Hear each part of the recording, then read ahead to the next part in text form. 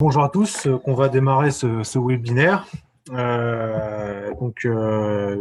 Bienvenue à tous, merci d'être présents en cette fin de journée pour assister à ce webinaire proposé par les chambres d'agriculture du vignoble champenois. Pour cette heure de présentation de webinaire, on va parler du traitement de la protection phytosanitaire.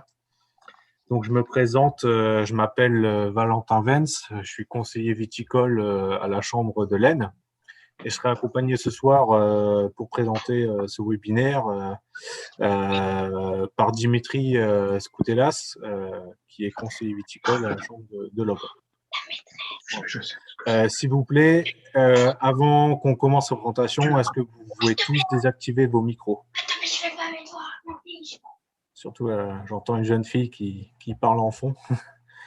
Si tout le monde pouvait désactiver son micro, ça éviterait d'avoir des bruits parasites pendant la présentation.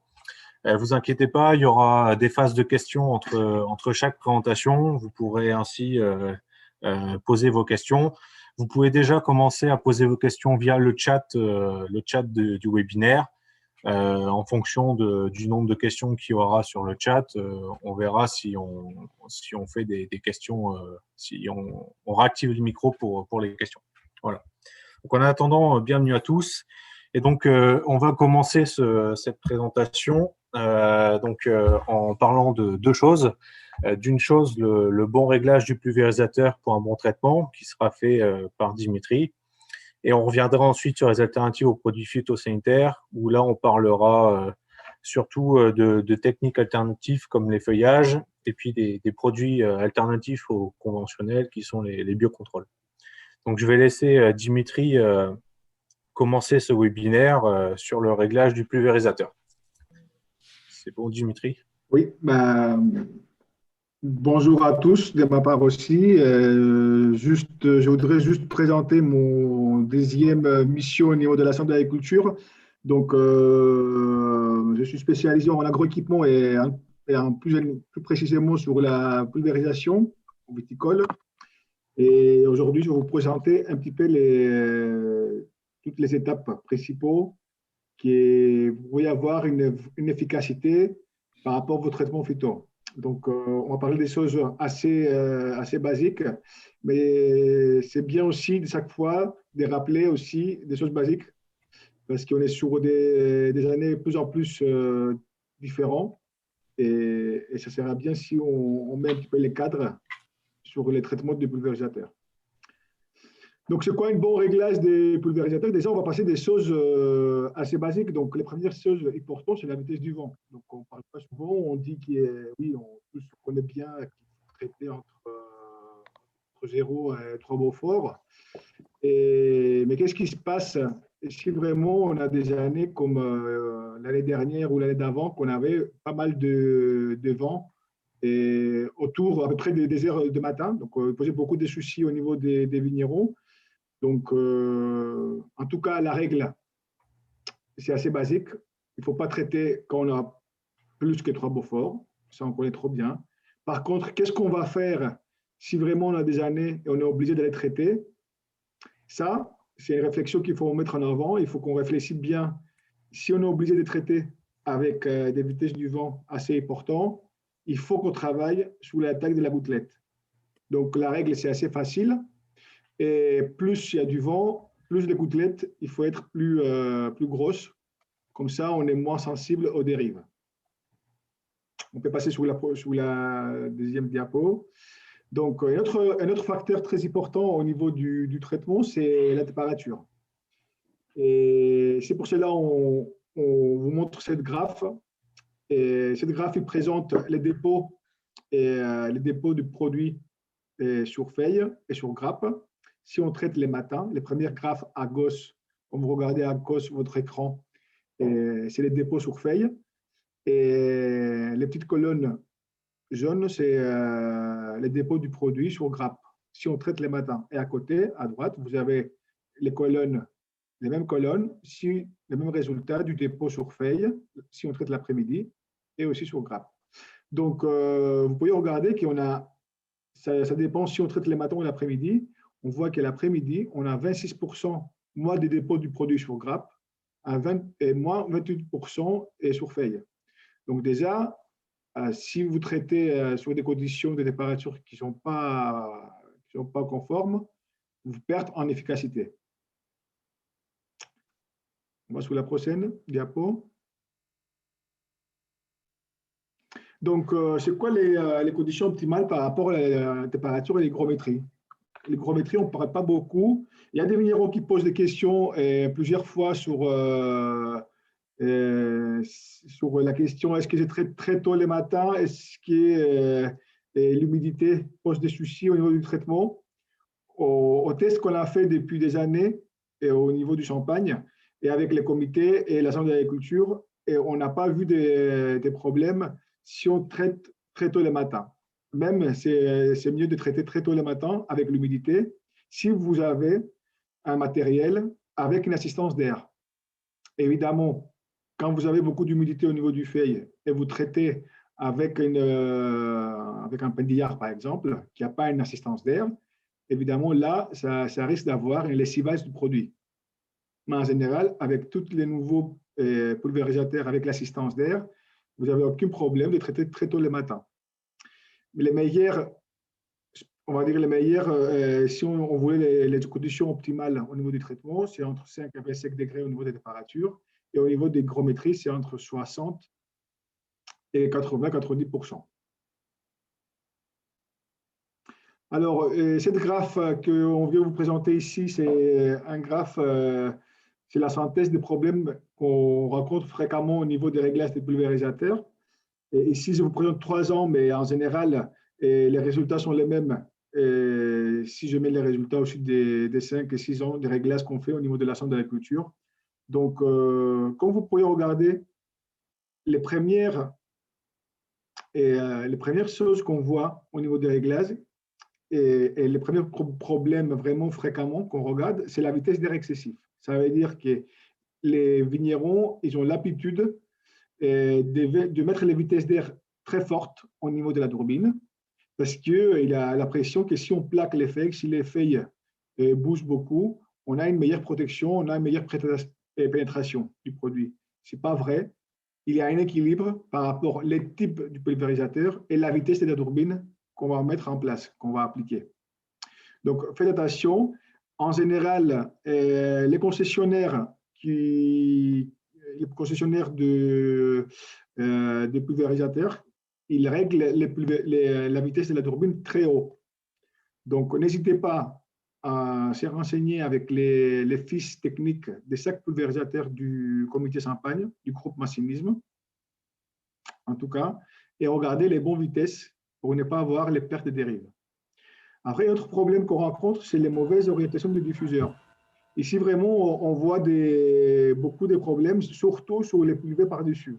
Tous les pulvés qui ont un diffuseur par-dessus, là-bas, on voit qu'ils ont mal réglé, soit les vignerons ont du mal à bien orienter les diffuseurs vers les cibles. Donc, évidemment, une règle très facile au niveau du réglage, sur des pulvés par-dessus, c'est de cibler les centres du diffuseur sur les cibles. En général, les cibles les plus importantes qu'on a, nous, quand on traite, c'est les zones de grappe. Et le troisième facteur le plus important qu'on rencontre, c'est tout ce qui est débit irrégulier. Attention, parce que même avec des nouvelles pulvérisateurs qui viennent se présenter au marché, on a des problèmes de bouchage, parce que sur toutes les technologies des aides portées qui viennent d'avoir plus en plus au niveau du marché, on voit qu'il y a beaucoup d'ébuses. On a beaucoup d'ébuses à traiter, donc, et on a du mal à comprendre si on a une buse qui est bouchée ou pas. Donc, on peut arriver avec 49 ou 56 buses si on parle des cédrans ou en évrant. Donc, attention, si vous avez des pulvés, des aides portées, des descentes avec beaucoup de buses, il faut régulièrement nettoyer et regarder les bouchages des buses. Alors, pourquoi on dit que l'appareil fait toute la différence? Évidemment, il y a différentes technologies au niveau des pulvérisations. il y a ce qu'on appelle les pneumatiques, le pentillard, les aides portées. Ça, c'est les trois gros catégories. La différence, c'est lié clairement sur la taille de la gouttelette, comment la gouttelette va se créer par rapport à la technologie du pulvérisateur. Donc ici, vous avez les graphes par rapport au dépôt du produit sur 4 différents pulvés. Les premières graphes, c'est un pulvé pneumatique bien réglé. Les deuxièmes graphes bleus, vous avez les mêmes pulvés, mais mal réglés par-dessus. Après, les troisième colonne, c'est vous avez l'efficacité du bédillard. Donc, ça veut dire quoi un bédillard? Ça veut dire qu'il n'y a pas d'assistance d'air. Et à côté, vous avez un Z porté, une descente Z portée, type Technoma ou Bobard Polyjet. Donc, comme vous pouvez regarder, entre les pneumatiques et les Z portés, il n'y a pas une grosse différence du dépôt du produit si on parle d'une couverture générale. Donc, si on parle vraiment au niveau du feuillage. Si, par contre, bien garder en tête, tu peux rester sur cette diapo, s'il te plaît, garder en tête que si vous avez une pulvée mal réglée, automatiquement, le dépôt, il est beaucoup plus bas.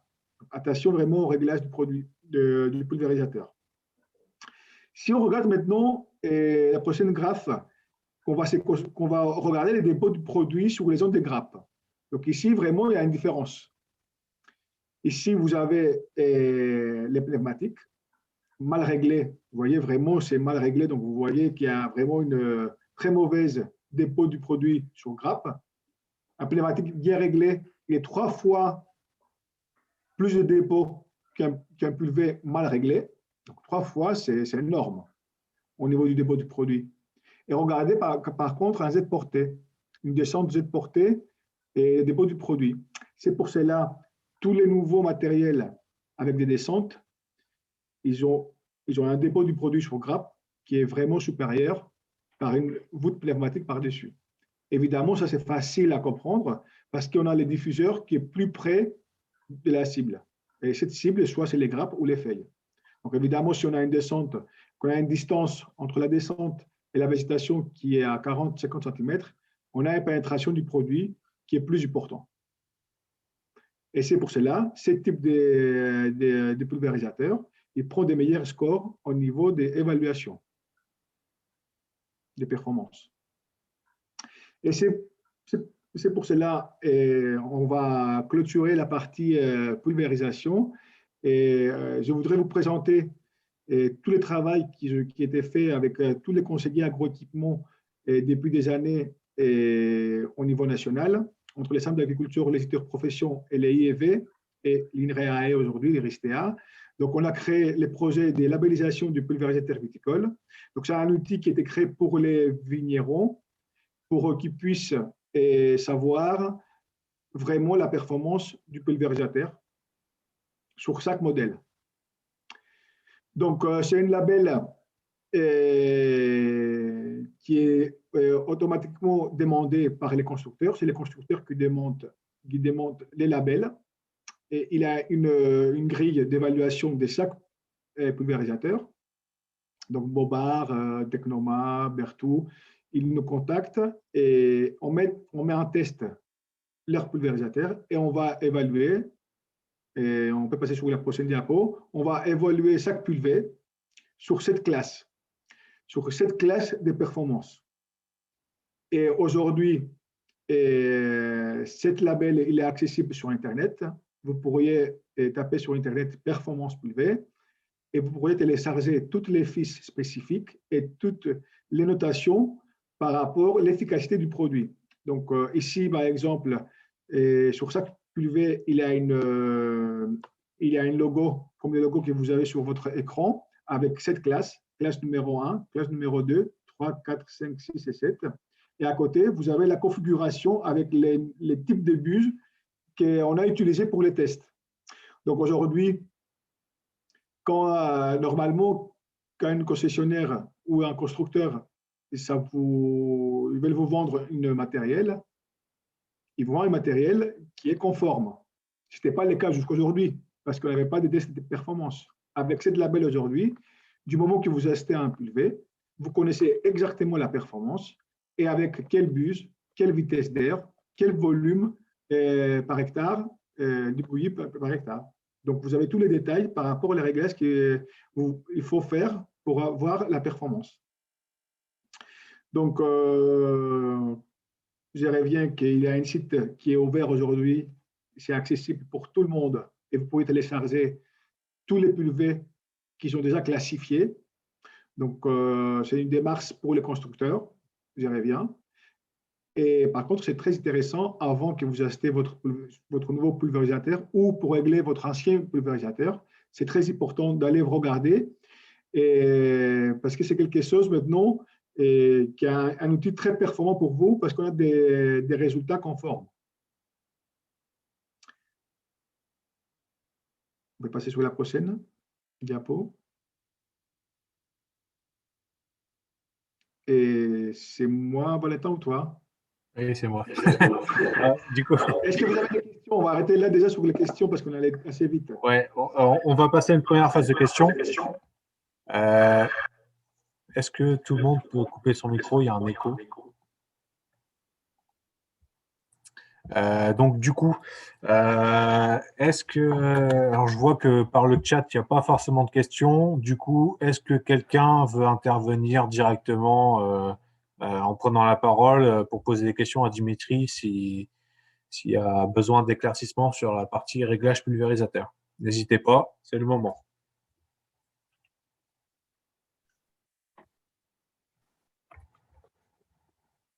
Oui, moi j'aurais une question. Allez-y, on vous entend.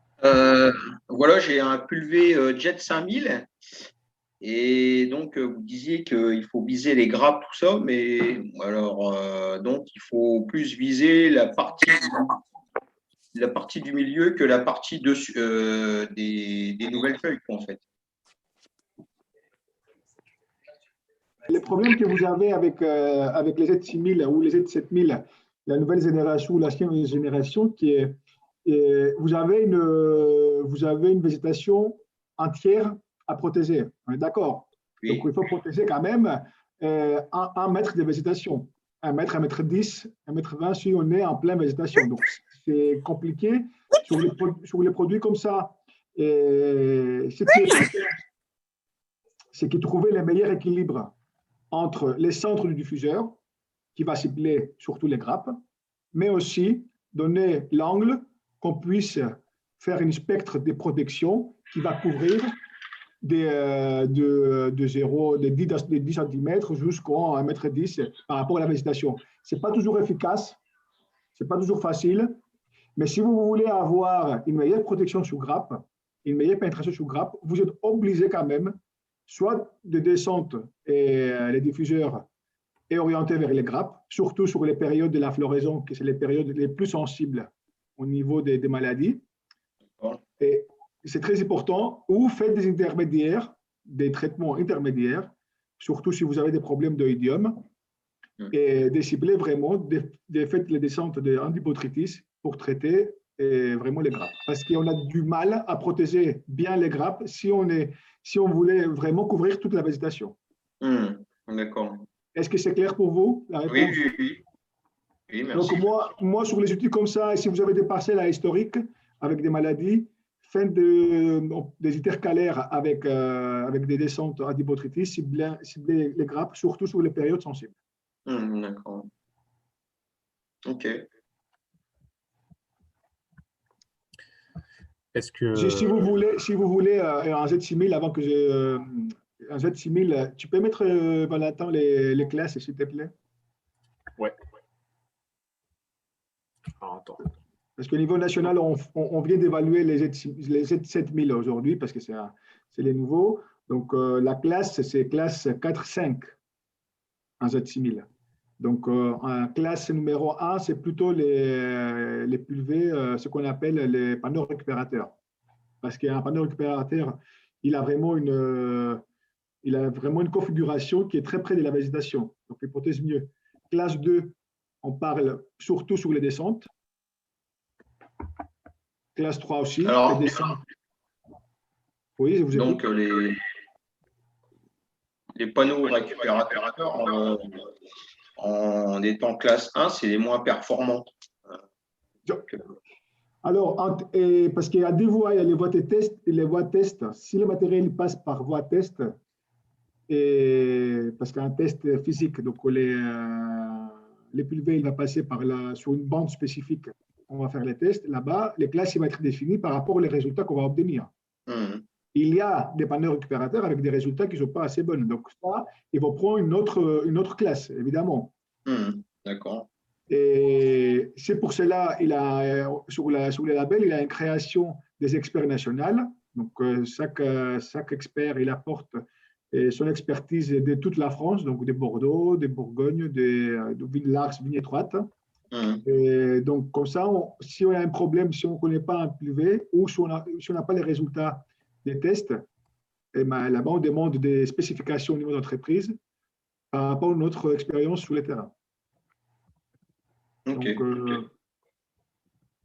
Donc, en Z6000, Z6000, je peux vous dire c'est classe 4 et 5 parce qu'on vient d'évaluer une. Donc, c'est pour cela que je vais vous dire attention sur la zone des grappes, surtout sur les parcelles difficiles. Alors, il semble qu'il y ait une autre question via le chat. Alors, il y a une question sur quelle distance on doit mettre les sondes Pitot pour la vitesse d'air du descente de Grégoire. Alors, les descentes FlexiSpray, donc il faut les mettre vraiment au diffuseur. Là-bas, il y a les parties plastiques jaunes, les dés plastiques jaunes. Et il faut savoir que sur cette partie, vraiment à la sortie du diffuseur, la vitesse conforme qu'on cherche sur des descentes, n'importe quel matériel, hein, c'est entre 200 km/h et 230, 240. Ça suffit largement si on voudrait protéger les feuillages sur les descentes. Et juste une petite info sur tout ce qui est Grégoire FlexiSpray et qu'il faut faire attention, c'est tout ce qui correspond sur les débits, parce que sur cette configuration de Grégoire, il n'y a qu'une buse pour 6 diffuseurs. Et ça pose des problèmes, quelquefois, on n'a pas de débits réguliers sur ce type de matériel. Et donc, attention quand même, quand vous faites votre réglage sur des descentes de Grégoire, et quand même regardez votre débit sur chaque descente, parce que ça risque d'avoir une grosse différence.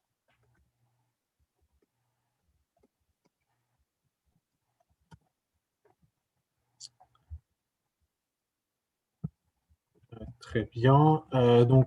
S'il n'y a pas d'autres questions, on va passer donc à la deuxième partie sur. Il y a une dernière question. Ah oui, j'avais pas vu. Désolé. Et surtout, si je comprends bien quel débit, vous voulez dire plutôt les volumes par hectare, litres par hectare, et optimum. Alors, quand on parle de technologie par-dessus, au début des végétations, on peut être 100, 120.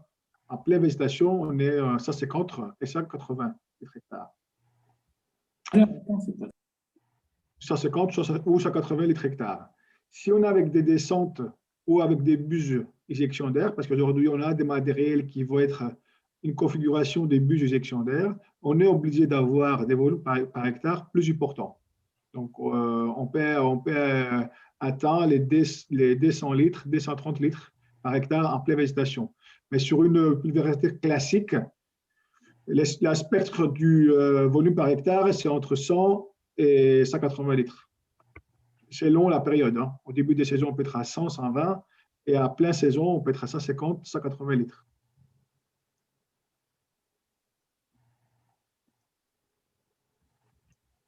On a une deuxième question sur est-ce que pour le diome, c'est mieux de mouiller plus? Ce n'est pas une question de si on met plus de l'eau. Ce qui est important, c'est que le dépôt il est homogène. Et ça se fait par rapport à la technologie des sacs pulvérisateurs. Donc, évidemment, les descentes, si vous travaillez avec des descentes, évidemment, vous avez une meilleure, votre produit il est bien réparti par rapport aux feuilles et les grappes. Si vous avez des pulvérisateurs par-dessus, cette partie des répartitions du produit, c'est moins bien. Et après, si on parle de l'oïdium, après la partie des volumes par hectare, ça peut jouer sur les biocontrôles. Aujourd'hui, sur certains biocontrôles, c'est mieux d'avoir un volume plus important qui est moins important. Mais ça, je vais laisser la parole après à Valentin. Alors, une dernière question. Évidemment, sur les canicules, on ne traite pas. On ne traite pas parce que du moment que vous avez des températures qui dépassent les 32-35 degrés, et évidemment, il ne faut pas traiter parce qu'on n'a pas d'évolution de la maladie. Même l'oïdium, si vous atteint plus que 37 degrés, on n'a pas d'évolution de la maladie. Donc, il n'y a pas raison de traiter quand il y a des canicules.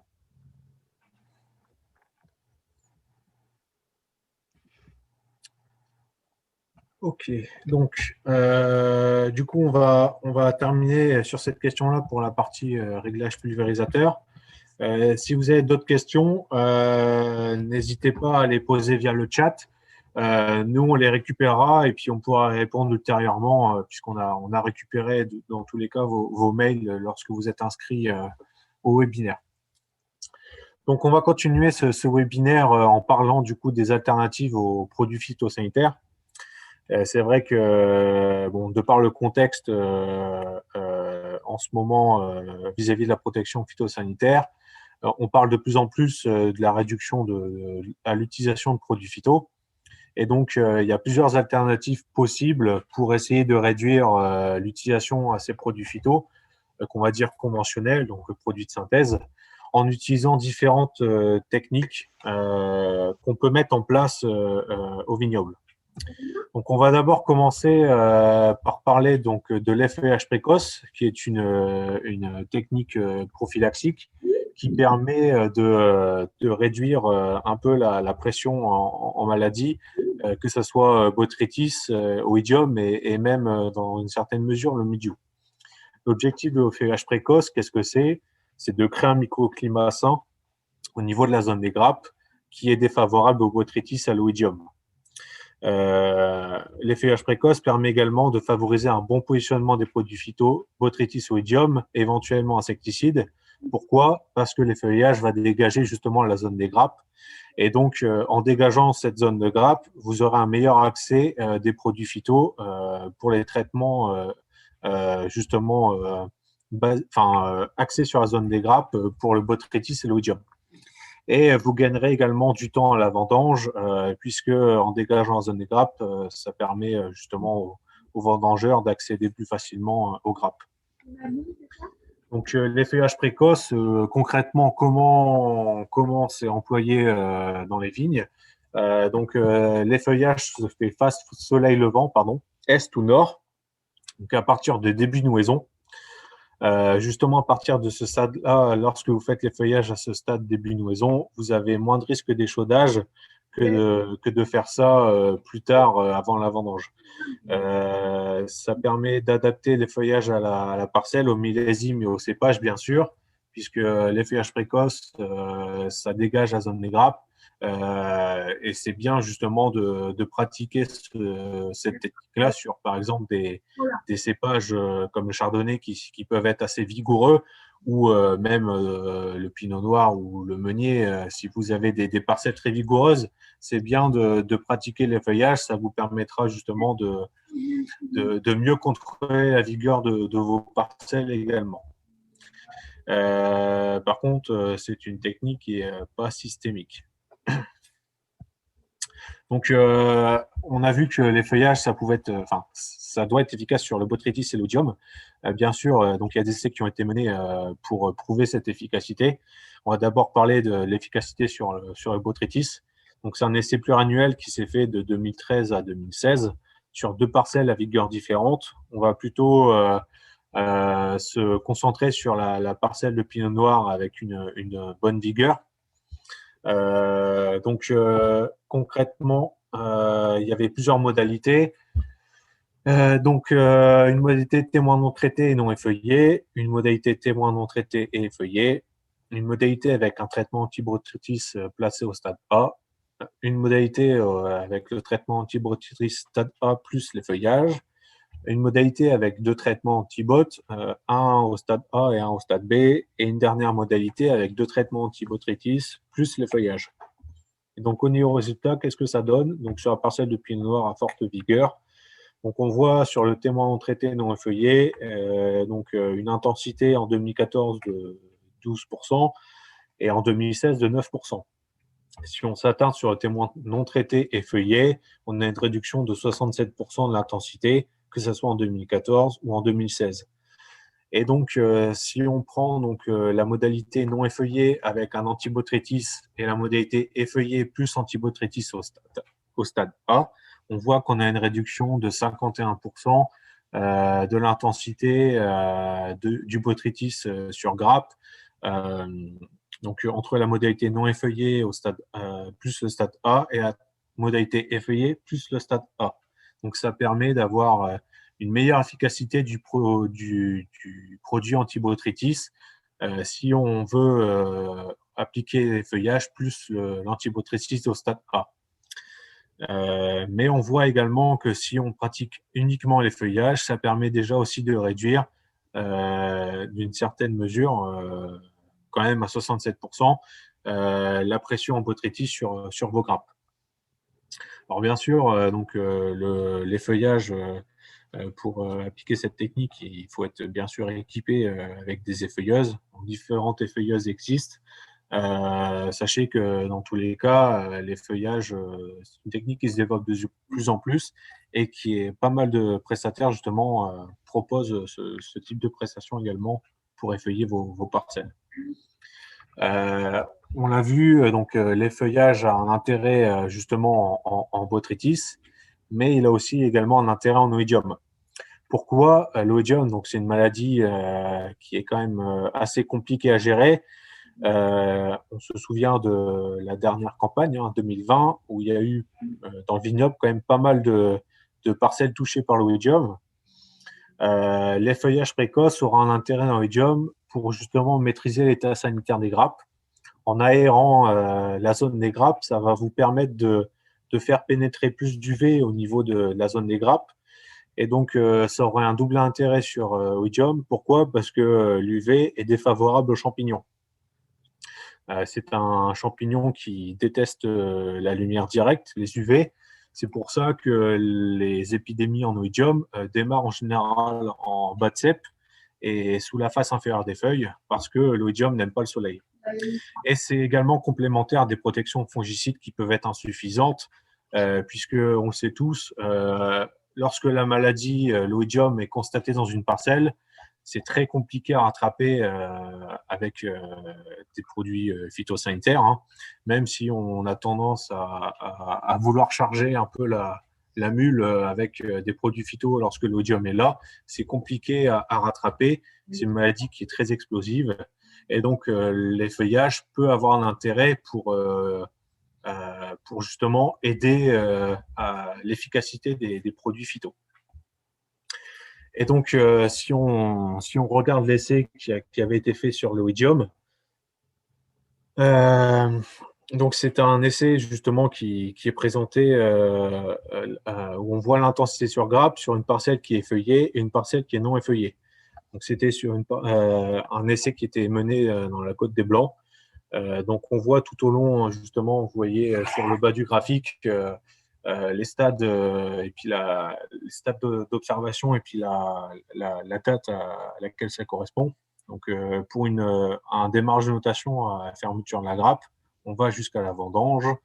Donc on voit que sur la parcelle qui est non effeuillée, donc il y a plus d'intensité d'oïdium sur grappe et donc on a une réduction de 25% de dégâts sur une parcelle effeuillée par rapport à une parcelle non effeuillée.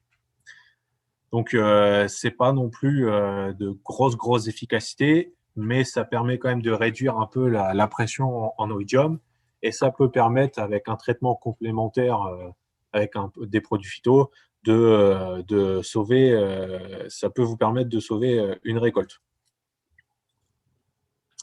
Et donc, l'effeuillage précoce, donc c'est une alternative qui reste efficace contre la pourriture. Ça permet également de réduire l'utilisation en antibotrytis. Soit donc utiliser un antibotrytis uniquement au stade A et puis éventuellement faire de l'effeuillage, ou alors carrément arrêter la protection antibotrytis et donc faire uniquement de l'effeuillage. Cette technique, bien sûr, doit être raisonnée en fonction de la vigueur. Sur une parcelle qui est déjà très mise à mal, soit par le stress hydrique ou autres problèmes liés à peut-être d'autres maladies comme le Cournouet ou autres des problèmes de vigueur, peut-être que l'effeuillage ne sera pas forcément pertinent à mettre en place sur une parcelle qui n'est pas forcément très très vigoureuse. Les vignes qui sont effeuillées précocement à nouaison sont plus résistantes à l'échaudage par rapport à des parcelles qui sont effeuillées avant la vendange, surtout qu'en général, à ces périodes-là, il fait très très chaud. On l'a bien vu en 2020.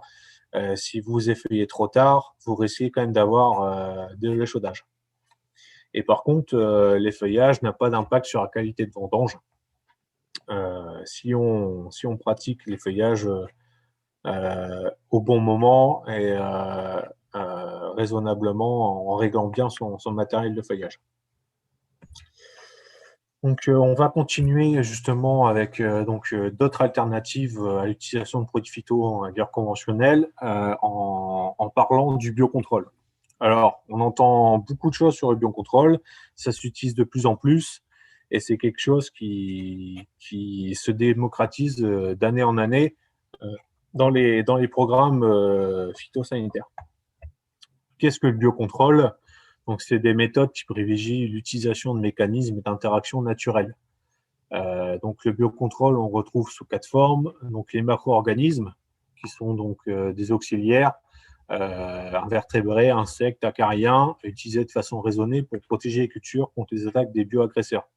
C'est par exemple le cas des trichogrammes qui peuvent être utilisés pour gérer la pression en tordeuse de la grappe. Les micro-organismes donc, sont des champignons, bactéries, virus utilisés pour protéger les cultures contre les ravageurs et les maladies ou stimuler la vitalité des plantes.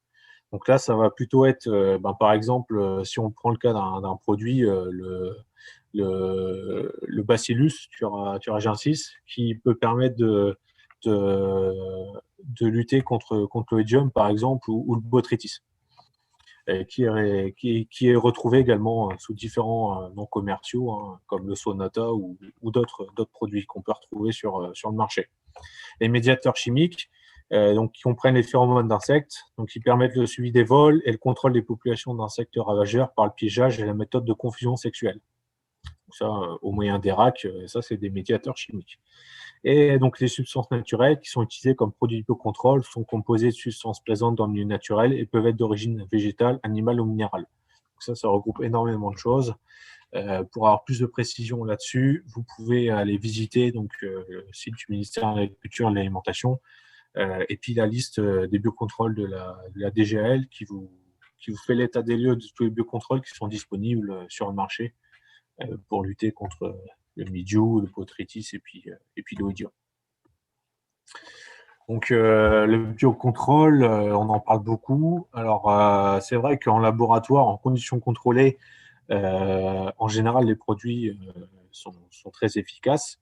Par contre, au champ, il peut y avoir des efficacités qui peuvent être insuffisantes et ou aléatoires, dues aux conditions justement climatiques et aux conditions de traitement. Il y a plusieurs stratégies qui sont possibles pour augmenter l'efficacité de ces biocontrôles.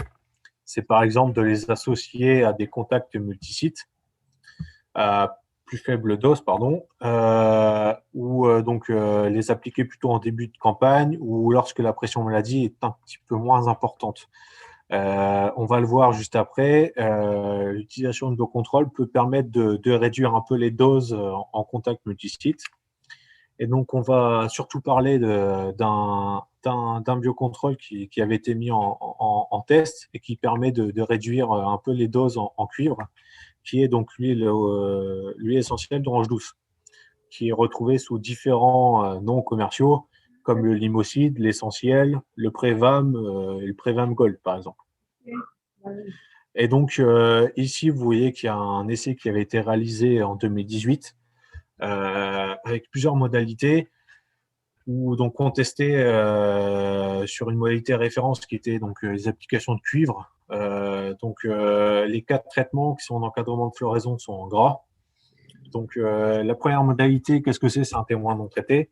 La deuxième, c'est une modalité classique avec utilisation de cuivre.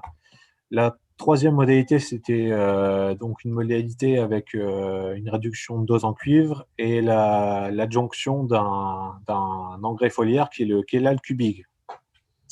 La quatrième modalité, c'est donc distillation de cuivre avec des extraits végétaux, donc là, teinture mère d'achillée.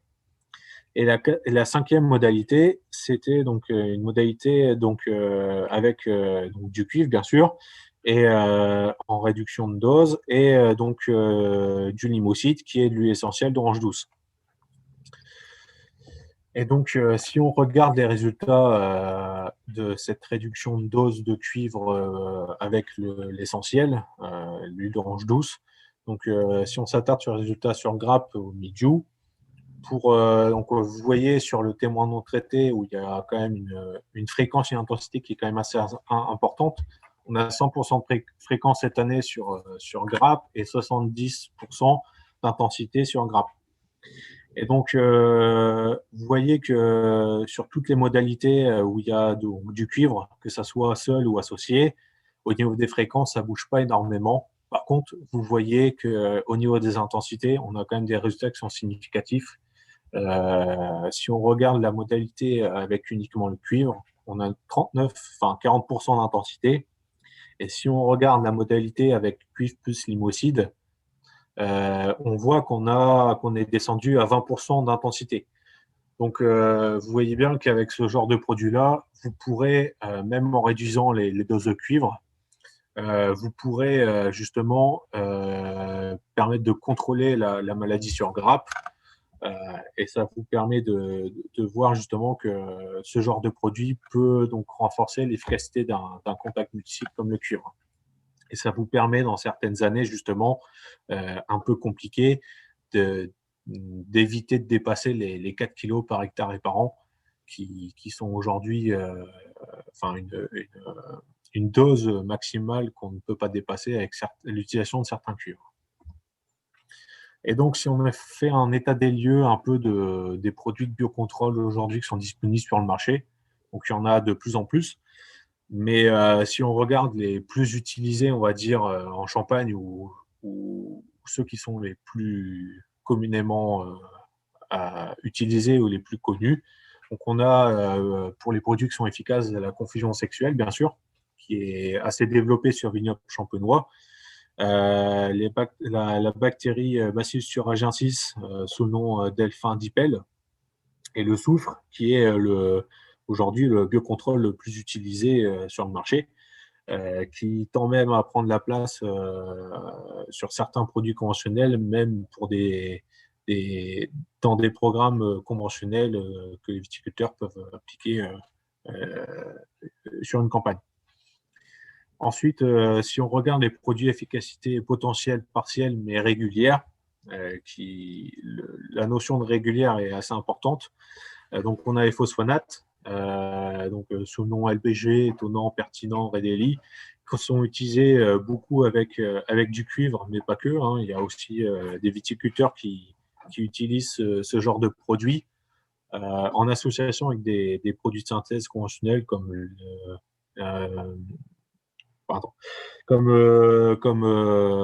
des produits comme le méthyram ou d'autres produits comme ça qui peuvent être associés, et ça permet justement de faire des réductions de doses tout en ne bougeant pas sur l'efficacité du produit, de la matière active. Si on parle du méthyram, vous pouvez faire des réductions de doses de méthyram avec des phosphonates. C'est également possible avec le cuivre. L'acide pélargonique, qui est donc un herbicide de biocontrôle, retrouvé sous le nom de Beluca, qui est un produit de contact qui va fonctionner un peu comme le Spotlight, par exemple. L'huile d'orange douce, donc retrouvé sous le nom Limocide essentiel Perlam, dont on a vu les efficacités tout à l'heure, et le bicarbonate de potassium, qui est l'armicarbe, qui est employé contre le botrytis, mais également contre l'oïdium. L'avantage de ce produit, c'est que c'est un produit qui est quand même assez asséchant, et ça permet justement de sécher les taches en oïdium et de contrôler un petit peu mieux les épidémies en oïdium lorsqu'elles sont au vignoble. Et ensuite, on a toute une catégorie de produits à efficacité qui est plutôt faible et irrégulière. Donc, il y a pas mal de biocontrôles qui sont retrouvés dans cette catégorie-là. C'est par exemple les Kosoga, qui d'une année peuvent être très efficaces et l'autre année ne pas du tout donner de bons résultats. Les produits à base de levure comme le Roméo et d'autres bactéries utilisées pour le contrôle du botrytis. Voilà un peu pour les alternatives aux produits phyto, sachant que bon, c'est assez réducteur de parler que de ça, mais il y a bien sûr d'autres choses pour essayer de contrôler les maladies médio-oïdium. Donc, je vous laisse le soin de poser vos questions si vous avez besoin d'éclaircissement sur certaines choses. Donc, on va passer à une petite phase de questions par rapport à ça. Et donc, je vois que sur le chat, il y avait une question qui a été répondue. C'était: avez-vous une idée du coût de l'effeuillage précoce? Peut-être que Dimitri a un peu plus de notion de coût là-dessus plutôt que moi. La réponse, il est très bien. Il est autour des 300 et jusqu'aux 400 € selon les prestataires. Après, pour une assade d'une feuilleuse, ça dépasse pas mal parce que ça commence à être 25 à 30 000 €. Donc, c'est un coût assez important. Ouais.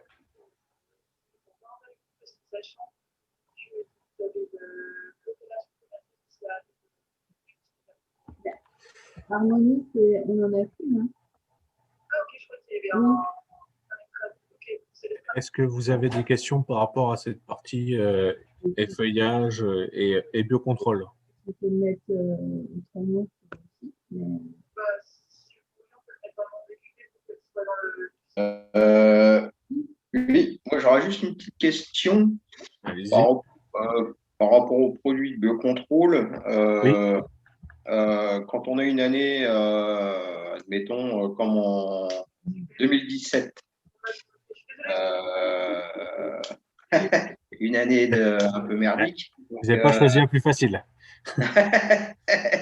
Est-ce que, enfin, je ne sais pas si ça serait vraiment efficace sur ces produits-là.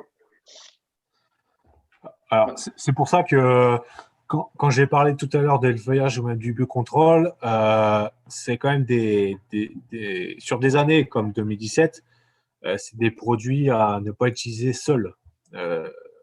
L'effeuillage précoce peut permettre de contrôler des épidémies lorsqu'on a des années faciles. Si on parle 2020, où il n'y a pas eu de botrytis, l'effeuillage précoce suffisait largement pour contrôler, par exemple, les épidémies en botrytis. C'est vrai que 2017, si on parle de l'année 2017, par rapport à l'effeuillage, je ne suis pas sûr que seule cette technique aurait suffi pour permettre de gérer les épidémies en botrytis. Mais ça peut permettre d'accompagner l'efficacité sur les produits anti-botrytis. Après, pour ce qui est des biocontrôles, dans tous les cas, c'est vrai que c'est déconseillé d'utiliser seul ce type de produit-là, hormis quelques-uns comme le soufre, par exemple, ou la confusion sexuelle. C'est vrai que pour les produits qui sont dans la classe efficacité potentielle partielle et efficacité plutôt faible, c'est quand même aujourd'hui déconseillé d'utiliser ce genre de produit seul. Surtout si on parle d'une année comme 2017, si on utilise ce genre de produit seul, par exemple, il y a pas mal d'antibotrytis sur le marché aujourd'hui en biocontrôle. Si on utilise ce genre de produit seul sur le botrytis en 2017, c'est sûr qu'il ne faut pas s'attendre à avoir de grosses efficacités. Mais ça peut permettre d'accompagner l'efficacité des produits conventionnels dans certains cas.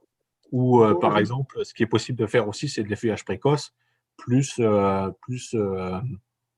ajout de produits de biocontrôle derrière. Il ne faut pas oublier que quand on effeuille, on a une meilleure pénétration du produit, même si c'est un biocontrôle. Donc, on a des grappes qui sont exposées, donc on a une meilleure efficacité au niveau du dépôt du produit. En tout cas, tout ce qui concerne les botrytis, évidemment, des années comme 2017, qu'on a des botrytis très tardifs avec des pluies à la vendange. Et là, il n'y a pas de grosses solutions parce que les botrytis, ça vient par une minéralisation forte qui fait écraser les grappes. Donc, ça, on n'a pas beaucoup de solutions.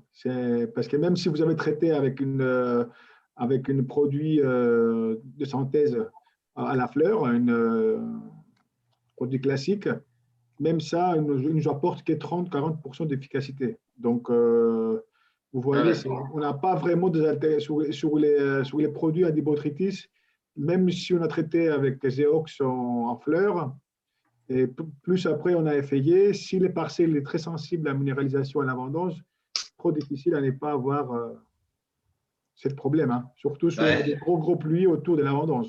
Ça, c'est compliqué, ouais. Très compliqué.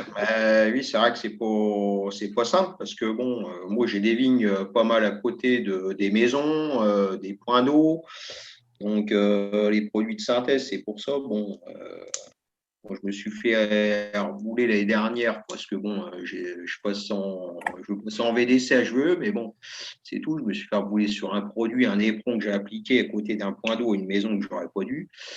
Alors, il y a des fois, je me pose la question, faire que du biocontrôle, pourquoi pas? Mais bon. Après, il y a du biocontrôle, j'ai envie de dire, qui est efficace si on parle d'oïdium, le soufre, aujourd'hui, même si c'est utilisé mettre dans les programmes conventionnels, ça reste un biocontrôle, hein, c'est un produit de biocontrôle. À proximité des habitations, ce genre de produit-là, si on parle des DSR rapidement, c'est exempt de DSR. Vous n'êtes pas soumis à DSR lorsque vous utilisez des produits biocontrôle homologués bio. Et c'est également le cas pour le mildiou avec le cuivre homologué bio. C'est possible de s'en sortir avec le cuivre et le soufre pour gérer le mildiou et l'oïdium. Mais à la différence des produits conventionnels, vous avez des cadences de traitement qui sont quand même assez allongées, surtout pour le mildiou. Avec du cuivre et du soufre, hein, des produits des contacts multistes en général, il faut quand même resserrer les cadences et éviter de traiter tous les 12-14 jours avec ce genre de produit-là. C'est plutôt 7 jours maximum, quoi. Toutes les semaines. Après, vous aurez obligé au niveau de réglementation de ne pas appliquer des produits qui ont des DSR importants. Maintenant, la réglementation sur les habitations, Valentin il a dit, ça vous oblige de traiter qu'avec des biocontrôles. Ah oui, c'est pour ça, oui. Donc, vous n'avez pas d'autres possibilités.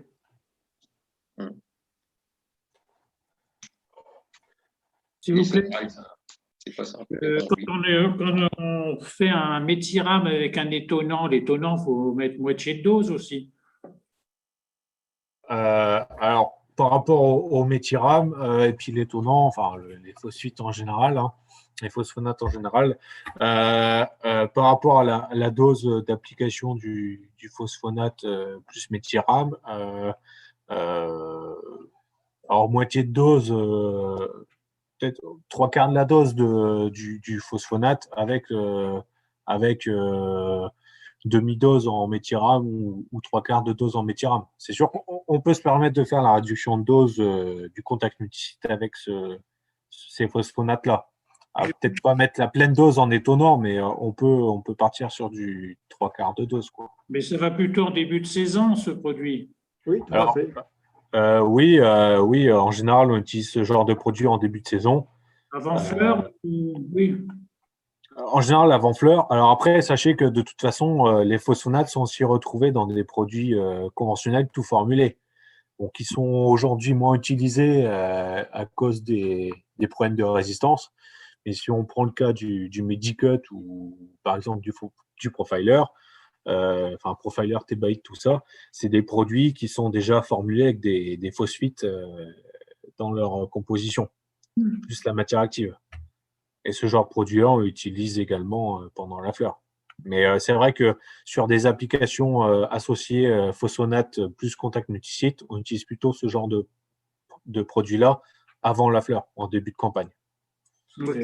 On peut moduler parce qu'on n'a pas une surface foliaire énorme. Très importante. Voilà. Importante. D'accord, merci. Et excusez-moi, on aimerait revenir une question sur les pendillards au sujet des bus TVI ISO. Savoir votre avis sur la. Il y a beaucoup de. J'ai vu la question. Donc, alors, les avantages d'une buse d'éjection d'air, des TVI, c'est l'avantage de dérive.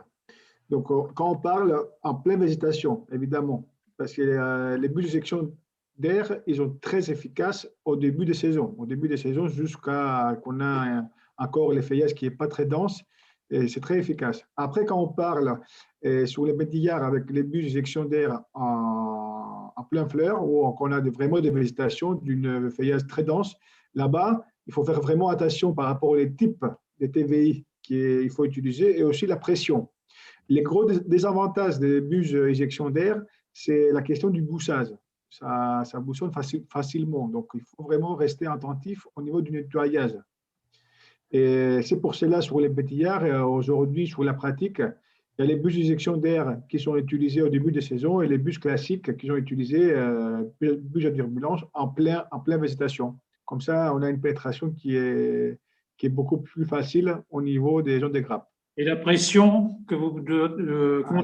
La pression d'une buse d'éjection d'air, ça dépend du type, parce qu'aujourd'hui, il y a des entreprises qui ont sorti des bus d'éjection d'air avec des bas pressions. Mais aujourd'hui, c'est qu'il faut vraiment avoir… il faut vraiment avoir dans votre réflexion de ne pas utiliser des bus d'éjection d'air qui sont très faibles au niveau calibre. Les calibres, il ne faut pas être très faible, parce que ça risque plus faible à calibre sur les bus d'éjection d'air, plus de problèmes de boussage. Évidemment, et surtout si vous utilisez des produits type poudre, que ça risque d'avoir plus de problèmes. Et il faut avoir des filtres qui correspondent bien sur les buses. Si vous parlez… Oui. Jamais de problème de bouchage. J'ai des bons… Si vous travaillez sur des produits liquides et si vous travaillez avec une belle pression, vous n'aurez aucun problème. Ok, merci.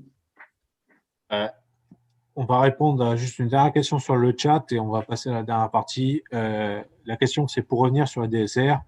Au vu des dernières nouvelles, pas de dérogation à moins de 10 mètres. Aujourd'hui, si j'ai bien, voilà, y a-t-il une liste des produits qu'il est possible d'utiliser sans limite de distance? Alors, les listes, liste de produits, vous n'aurez pas forcément une liste de produits que vous pouvez utiliser sans limite de distance.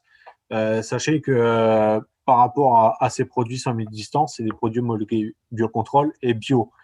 Sachez que les chambres d'agriculture de Vignoble Champenois sortent tous les ans un référentiel qui s'appelle le Mémo Vigne, qui donc vous donne un état des lieux des produits qui sont référencés en Champagne, et ça vous redit justement par rapport à tous ces produits les INT aquatiques, les DSR, les doses maximales, le nombre d'applications que vous pouvez retrouver dans ce Mémo Vigne-là.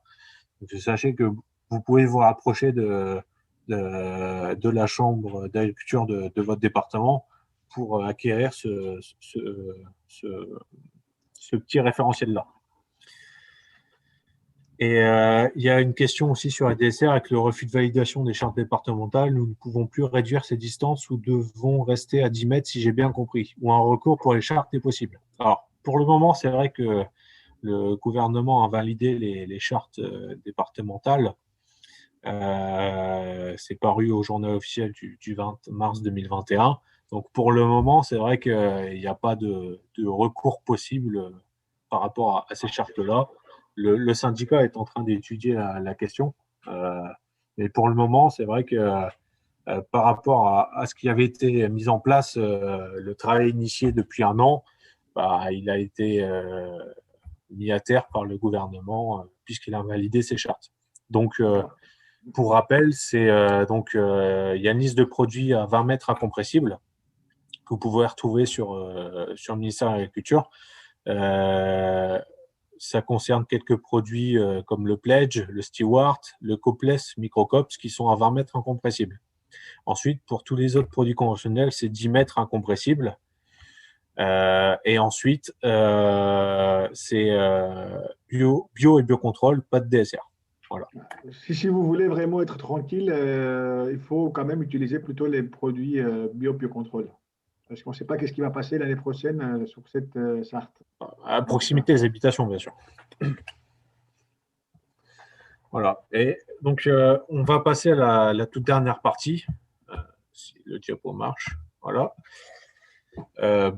Dimitri, je te laisse. Oui, je pense que c'est les dernières parties. Donc, on va vous présenter une petite innovation qui vient d'être présentée en Champagne. Donc, on avait l'occasion de faire des tests avec une nouvelle alternative qui s'appelle les traitements avec des lumières UV. Donc, pourquoi les lumières UV? Parce que c'est une technologie. On sait très bien que la plante, avec les rayonnements UV, et ça stimule sa défense, sa défense naturelle. Donc, il avait une start-up qui a créé un produit pour stimuler la défense de la vigne avec des lampes de traitement UV. Donc, on l'a mis en expérimentation l'année dernière. C'est un projet de 3 ans sur un groupe de vignerons innovants et avec collaboration avec l'Assemblée d'agriculture de Bordeaux, évidemment, aussi, qui utilise les mêmes produits. Donc, l'année dernière, on avait les premiers résultats. Donc, ici, on vous présente que les parties oïdium, je pense, Valentin. On n'a pas les parties mildiou. Juste les modalités, oui, et les protocoles. Donc, les protocoles, c'était un protocole sur une exploitation bio et avec une modalité et des doses de l'iode-soufre et du cuivre classique et une modalité avec les mêmes doses, les mêmes doses de produits plus les passages des UV. Et on a une troisième modalité, les UV avec des extraits plantes. Donc, et aussi les mono traités, évidemment. Donc, si on passe sur les résultats, et l'année dernière, dans l'Aube, on n'avait pas beaucoup l'oïdium. Donc, les résultats, ils ont pas on n'a pas vraiment des résultats parce qu'on n'avait pas une grosse contamination. Mais on regarde sur les témoins sur feuilles, et on avait des contaminations, mais il n'y avait pas vraiment d'intensité. Donc, on avait quelques tasses. Et sur les témoins non traités, par contre, sur les autres modalités, il n'y avait rien. Et si on passe sur grappe, qui est le plus intéressant, là-bas, et sur les modalités témoins non traités et les modalités UV sel, sans traitement, sans rien, on voit qu'il y a une baisse des fréquences sur grappe. Mais ça qu'on trouvait vraiment important, parce que comme j'ai déjà vu, c'est une alternative assez récente. Donc, on a besoin des années de regarder un petit peu leurs efficacités plus profondes. Et ce qu'on a trouvé très intéressant sur la modalité UV-cell, c'est la partie stoppante au niveau du oïdium. Donc, si tu pourrais mettre le deuxième diapo, on a observé sur grappe un effet stoppant des UV vraiment sur les parties oïdium. C'est quelque chose qu'on a observé sur certaines grappes. Et c'est pour cela, cette année, c'est une année de tests partout en Champagne. Donc, il y a même les interprofessions, les CVC et les centres d'agriculture ont fait plus que 20-40 parcelles dans l'Aube, dans la Marne et dans l'Aisne aussi, je pense. Je ne sais pas.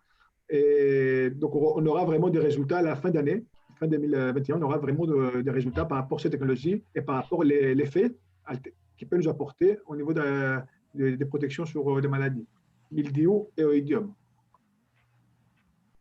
Voilà. Et pour finir, si on apporte une conclusion à tout ça, c'est vrai qu'aujourd'hui, un traitement phyto, l'efficacité d'un traitement, ça passe énormément par le matériel de pulvérisation.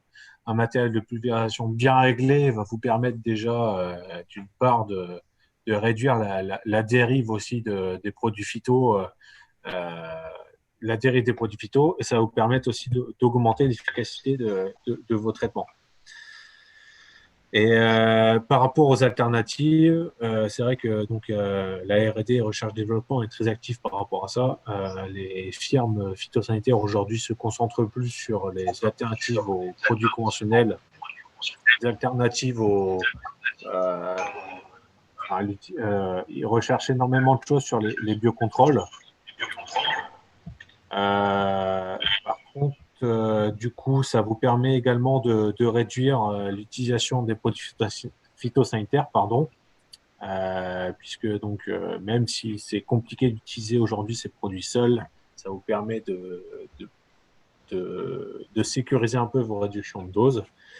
Et l'avantage de ces produits-là, et puis des techniques comme les feuillages, c'est que dans tous les cas, c'est un profil écotoxicologique et toxicologique favorable, moins de soucis pour l'environnement et pour l'utilisateur.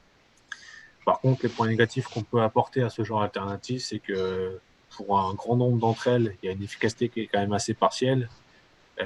Compliqué d'utiliser ce genre de produit-là seul ou ce genre de technique seule, surtout si on a une grosse épidémie ou une année à pression maladie assez importante. Et ça reste, pour certaines d'entre elles, des alternatives avec des cohectares qui sont quand même assez élevés. Donc voilà pour ce qui en est de ce webinaire. En tout cas, merci à tous d'avoir assisté à ce webinaire. Sachez que dans tous les cas, ce webinaire a été enregistré et le replay sera envoyé aux inscrits. Si vous avez d'autres questions par rapport à tout ça, je vous invite à venir les poser sur le chat. Nous, on les récupérera et puis on pourra vous répondre ultérieurement par rapport à tout ça, à la présentation qui a été faite par Dimitri et moi. En tout cas, merci à tous d'avoir assisté à ce webinaire. Et puis, comme la campagne va bientôt démarrer, espérons que cette année soit aussi facile que 2020, avec moins de problèmes de stress hydrique, ça serait mieux. Mais si on pouvait avoir une année avec une pression maladie pas très importante, ça permettra à ce que les viticulteurs dorment mieux la nuit. Voilà. En tout cas, bonne journée à vous, enfin bonne fin de journée à vous, et puis à bientôt peut-être pour certains qui sont dans le secteur de l'aide. Merci. Merci à tous. Merci Valentin, merci à tous. Bonjour.